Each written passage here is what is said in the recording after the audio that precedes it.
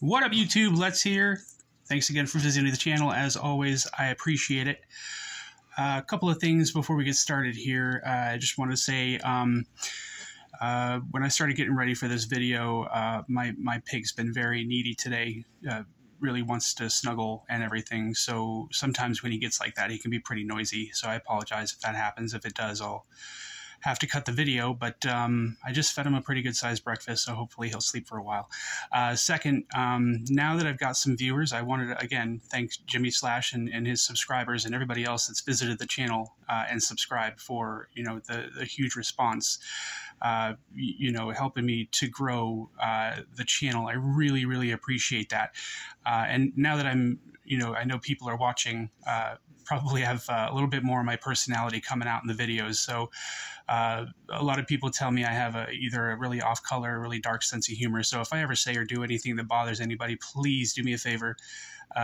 Leave a comment just to let me know so that I can try to adjust my behavior a little bit to keep everybody happy on the channel. I don't want to offend anybody for sure. I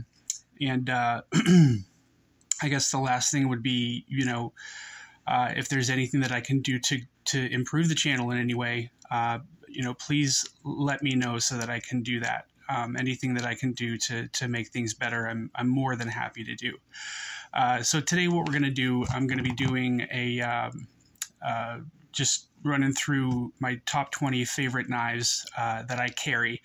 There's a bunch of knives in my collection that I would consider some of my favorite knives, but some of them I don't carry either because they're too big or too expensive. So I just don't carry them very often. So these are my top 20 favorite knives that I carry on a daily basis. The first one here, the first couple I'm going to go through are spydercos. I'm going to use these as size comparisons just so that you can see the size of all the knives that I have here. But the first one is my Para 2 that I'm going to be showing you guys. You guys know that I have a lot of Para 2s, paramilitary 2s, but the Wharncliffe shape seems to be, to me, the most utility-based knife. You've got the acute tip here for puncture tasks. You've got this nice flat edge for cutting and slicing tasks. This just seems to be the most universally effective knife out of the three blade shapes that they have. The Tanto is probably my favorite PM2, but I find that I carry this a little bit more often just because it's a little bit of a lighter blade, and also when it comes to sharpening, this knife is definitely easier to sharpen than the Tanto and the regular blade shape that they have. The action on this is pretty standard for your PM2s. It's nice drop shot action, and it's also got a great opening action with the Spidey hole there. You got the compression lock. Everything about this knife just makes it easier to use, I think. So this is definitely one of my most carried knives. I usually have a PM2 on me at least 4 or 5 days a week. The next one up is the Para 3, which I just got, but I found that I like carrying this just as much, if not more, than the regular PM2. The Para 3 is compact, it's light, it's ergonomically extremely comfortable, and it's got a little bit of a shorter blade, so it's definitely less intimidating to people than the PM2. So the Para 3 gets carried quite a bit as well. Number 3 here is going to be the Rat 1. I carry the Rat 2 a lot as well, but the Rat 1 just seems more practical to me because it's a little bit bigger and it can handle a few more things than the Rat 2 can handle. This is a classic knife. Everybody knows about this knife already. I'm not going to go over anything about it too much. It's just definitely one of the ones that make it into my pocket a lot more than some of the other knives that I carry. It's in pretty good shape. I use it a lot, but I keep it clean. It's got some scratch marks here on the blade, but you can tell that it gets some use. Number 4 is going to be my Chaves 229 standard. I have the 229 Street, but this one is definitely more comfortable for me to carry just because it's bigger. The 229 Street is a little smaller and it's not quite as comfortable in my hands, so I definitely carry this one a lot more than I carry the Street version. It's a titanium liner lock on the lock side, and it's brown canvas micarta on the show side with a compound ground blade, and I believe this is M390. Yep, M390 for that blade. It's coated, and I carry it with the skull clip. Some people choose to carry the regular clip that comes with it. But this one is definitely one of the ones that I carry more often. It's more substantial. It's a nice tanky knife, which I appreciate a lot just because I have a bigger hand. So, you know, if I'm not going somewhere where there's going to be a lot of people around that would be intimidated by it, then I'll carry this guy. Number 5 is going to be the Kizer standard size non-flipper sheepdog. I have the Kizer Sheepdog XL, which I like a lot, but it's not practical at all. The standard size is much more practical, easy to carry. The non-flipper with the opening hole is definitely a lot more comfortable and a lot easier to use. It's still got a pretty substantial blade on it, though. I can't remember the blade stock thickness on this guy, but it's definitely thicker than most knives that you would carry normally on an everyday basis. The action on it's fantastic. It's a liner lock. It's got skeletonized steel liners, and this guy just drops shut effortlessly. I like it a lot. It's probably one of the easiest knives in my collection to use. So I would recommend this to just about anybody who's looking into getting into a little bit of a more complex knife. It's so comfortable. I think everybody that would buy this would like it. The next one here, number 6, is going to be the Manix 2 standard size. I have a couple of Manix 2 XLs, but I don't really carry them just because they're a little bit too much, especially with the 4-inch blade on it. So the Manix 2 standard is it's very, very comfortable. It's got this finger choil up here. The only thing is it's a little bit more complicated because it's got this bearing lock, which makes it a little bit more complicated to use for some people who may not know how to use it. The opening hole, the spidey hole, is very comfortable, and the closing action is a little tighter than some of my other knives, but I'm getting used to that and breaking this in very slowly, but it's getting there. So this is another one of the knives that I carry quite a bit. I also love the way it looks, the aesthetics of it, and the colors are just, this is one of the coolest looking knives that I own. I really love this thing. The next one, number 7, is going to be my AD-15, and this is another knife that's a little bit more complicated to use just because of the shark lock. It's a pretty good size. It's a bigger knife. You can see here it's a little bit bigger than the Paramilitary 2. But it's a really cool knife. I love this blade shape. It's your classic drop point blade shape. The lock here is a scorpion lock. It's way more comfortable to use than most people are used to, but if you practice with it, it gets pretty easy, and I like using this one a lot. It doesn't really have a very snappy blade action, but that's okay. It doesn't have to always have that. I just like carrying this one a lot. It's very substantial in the hand. It's a little heavier than most knives, so some people might not like having this in their pocket, but I don't keep anything else in my knife pocket, so it doesn't bother me too much. The number 8 here is going to be the AD-20.5, which I just showed on a video. I just put a new set of scales on this guy. As you can see, it's it's quite a bit shorter than the Paramilitary 2, but it's pretty close to the Para 3, I'd say. Maybe a little bit bigger. But I love the blade shape on this guy. I love the action. I love the way the lock works. I love the ergonomics of it. I carry this a lot more than most of the other knives that I carry in my collection right now. But it's just a really cool knife to have. Not everybody has been able to get one. They've been pretty scarce up until recently. Now you can buy them a little more readily. But this was quite hard to get a hold of for a while. Number 9 is going to be the Civivi Praxis. I said on a video recently that this is probably one of the most recommendable knives that I've ever had. Most of the time people ask me what's a good knife to get for everyday carry, and I'll either recommend this or the Backlash. They're both really awesome knives, but this one has a little bit of a bigger blade on it. It's very ergonomically comfortable. It's very aesthetically pleasing. It's got a nice big finger choil here. It's got skeletonized stainless steel liners on it. Just if you are going to buy this knife, to to use for everyday carry, I would definitely recommend getting the one without the Damascus blade, just because it's a little bit better blade steel. I believe that one comes in D2, and that's probably a little bit more practical for everyday cutting situations. But I just bought this one because I thought it was beautiful. The next one here, number 10 is going to be the Kuby Atlas. I know they still sell this knife on on Kuby's website, but I believe they only sell the one with the G10 handles now, which are a little bit smaller. But this is the full tie version. You can still get this on Amazon. I think it's $180 or $190. This was actually the first frame lock that I ever bought, the first titanium frame lock that I ever bought.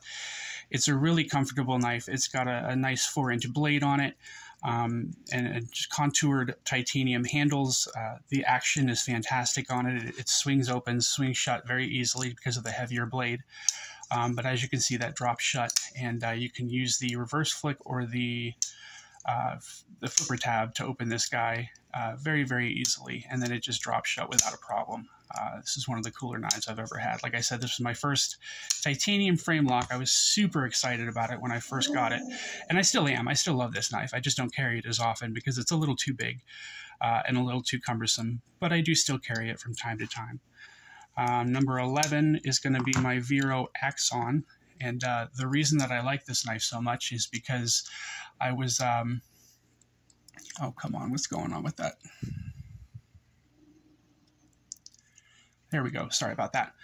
The Vero Axon, I was chasing after this knife for quite a while. And this is actually my first front flipper that I've ever owned. I'm still not very good at it, but I'm working on it. I'm not sure, you know, if there's a trick to it or what's going on, but I'm getting better with it. I bought this off of River's Edge Cutlery. I didn't get it directly from Vero's site. But I originally wanted the G10 version, the liner lock version, but I ended up getting the titanium frame lock version just because that's the first one that came up available after the liner locks were sold out. But it's still a great knife. I really love the blade shape of it, and I like these little compartments here that they've milled into the blade to make it easier to open with a finger flick. Number 12 here is going to be the 8020, the 8020S, which I just put a new set of scales on, so it's a little bit tighter than I like, but that pivot keeps coming out, so I'm hoping I put some Loctite in it, and I'm hoping that will help. But it still works pretty good. I just have to get used to it. Goodness gracious. So this is a little bigger than the 8020.5, obviously. But I still like carrying this knife quite a bit. It's good for hard use tasks, stuff like that. But it's not really, you know, I think if you're a bigger guy, it's easier to carry this thing a little bit more regularly. If I'm going to be going out into the woods, or if I know where I'm going to be doing something a little bit more hard use with a knife or something like that, then I'll carry this. But otherwise, I usually just carry the 20.5 with me. But this is a really cool knife. I like it a lot. If I ever get the chance to buy an 8020 standard version, then I will definitely buy that. Just because that's, you know, I just bought this so that I could scratch the itch for the 8020, honestly. Number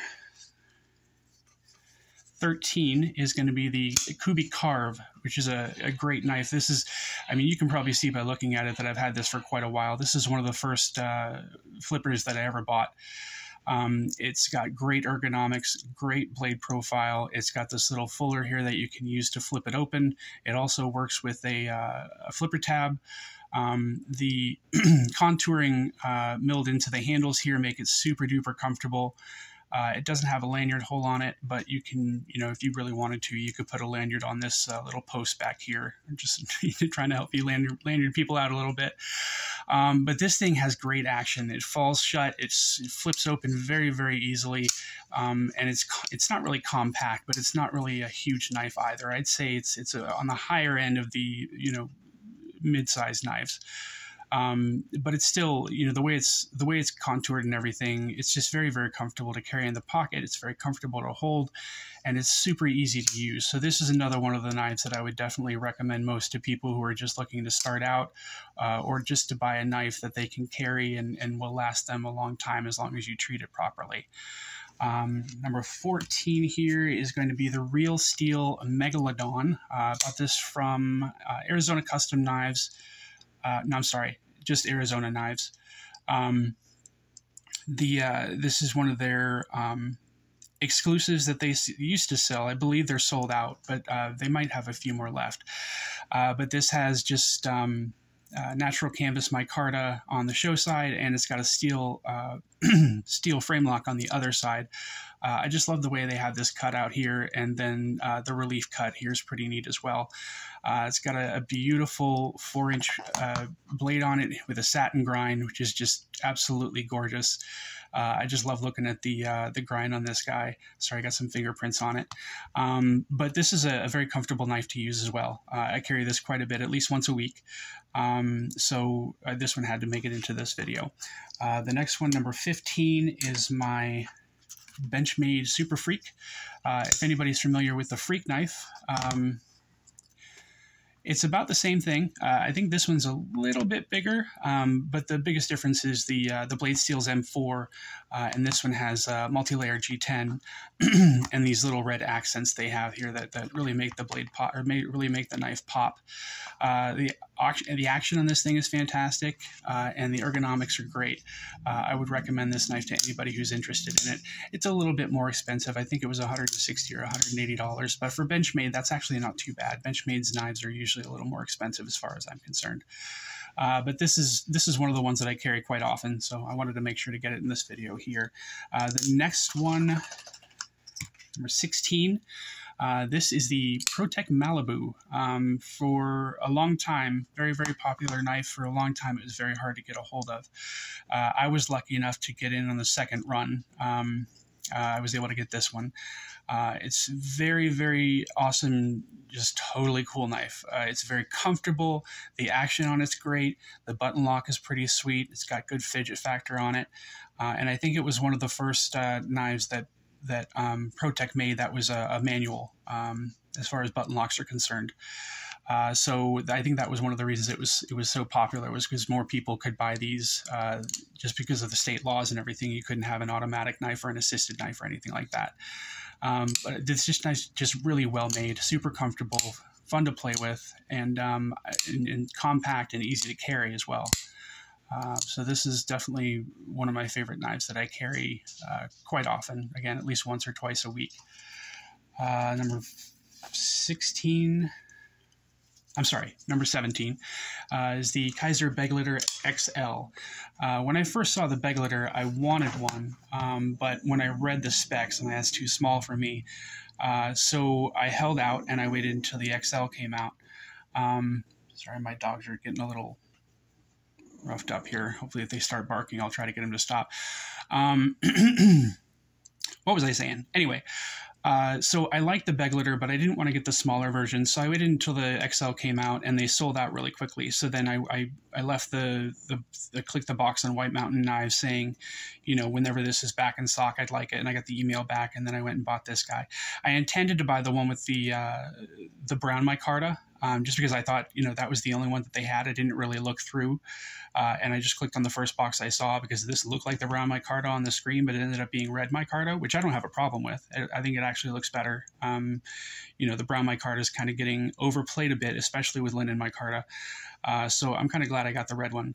But the size on this knife is definitely more comfortable for me, I'd say. I've handled the standard Begleiter, and it is just a little small for my hand, which, you know, that's not a big deal, but the flipping action on this is great, which the regular size micarta, or the regular size Begleiter, didn't have a flipper tab on it.